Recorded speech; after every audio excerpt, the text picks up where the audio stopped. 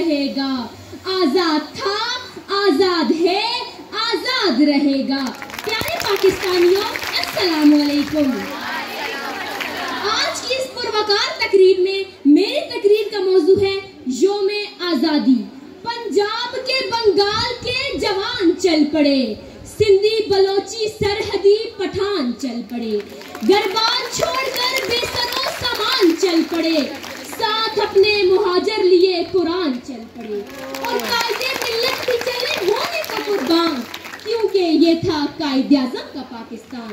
जनाबे वाला, आज 14 अगस्त का वो खुशनसीब दिन है जिस दिन अल्लाह रब्बुल इज्जत ने हमें पाकिस्तान जैसी अजीम नेमत से माला माल किया। हाजरीन, ये हम सब का पाकिस्तान, ये अल्लाह पाक की तरफ से शब-ए कदर जैसी बाबरकत रात में मिलने वाला तोहफा है, जो इस दिन की अहमियत को मजीद 4 चांद लगाता है।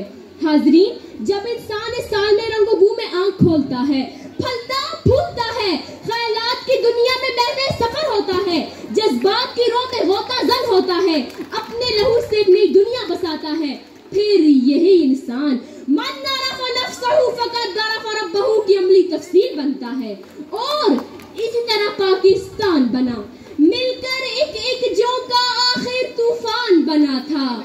यूं पाकिस्तान बना था, यूं पाकिस्तान बना था। शुक्रिया।